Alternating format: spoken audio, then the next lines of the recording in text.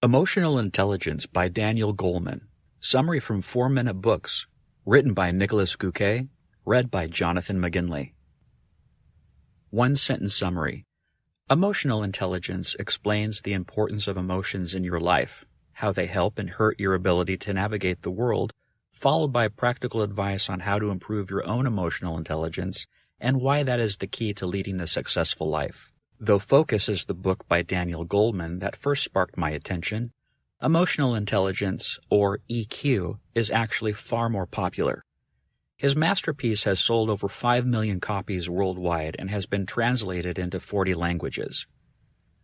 Goleman explains how two separate minds live in our brains, one rational and one emotional, and why the 5 keys making up your emotional literacy are actually a much bigger predictor of happiness and success than the capacity by which we usually measure it, IQ.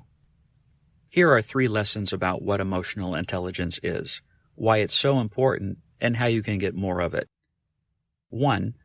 Emotional intelligence rests on self-awareness and self-regulation. 2. A high EQ makes you healthier and more successful. 3. You can boost your EQ by mirroring other people's body language and thinking optimistically. Ready for an emotional education? The class is now in session. Lesson 1. Emotional intelligence depends on your ability to be self-aware and self-regulate. There are 2 parts to being emotionally intelligent. One is being emotionally self-aware. It simply means that you're able to recognize and label your feelings. For example, when children learn to speak, they usually need to be given the vocabulary first. So if your son is angry because you're not letting him have candy before dinner, he'll know he feels bad, but can't tell you what exactly it is until you tell him what he's feeling is anger. The second part of the EQ equation is emotional self-regulation.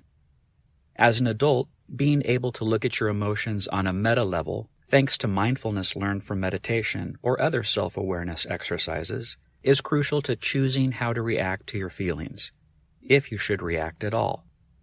For example, when you sit in your office and hear a sudden loud bang like the sound of an explosion, your emotional processing center will perceive it as a threat and put your body in alert mode.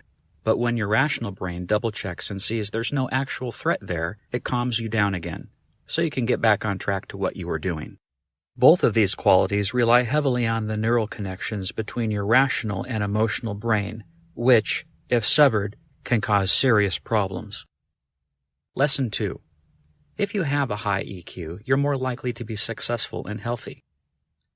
IQ, the level of your intelligence, is usually what we think determines success, but Goleman's research led him to believe that EQ, emotional intelligence, is just as, if not more important, to find happiness. For example, in the world of business and careers, students with higher levels of empathy seem to get better grades, even if their peers are just as smart. That's because they can better manage their feelings. For example, being bored but still doing their homework, and perform better in social settings, like knowing when to speak and when to be quiet in class.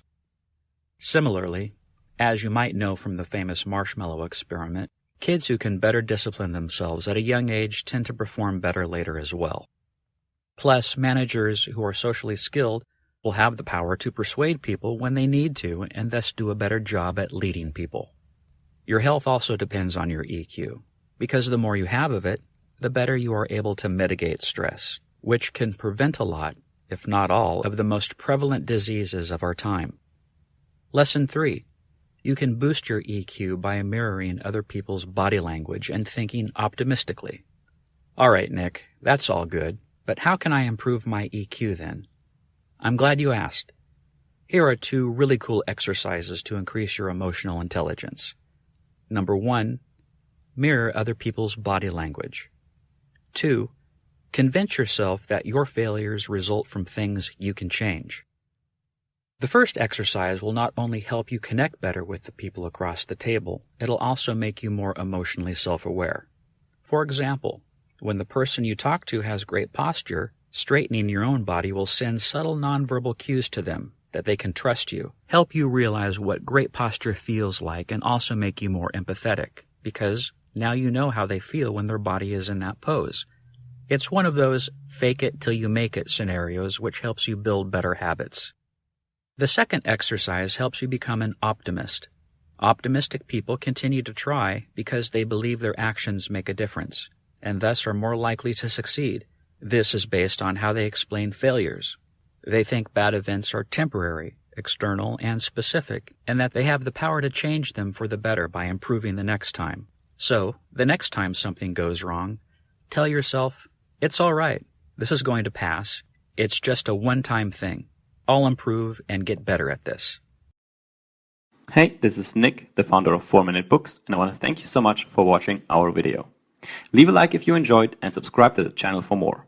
You can also visit us at 4minutebooks.com for hundreds of free book summaries, each of which will make you smarter in 4 minutes or less. Thanks again, and always keep learning.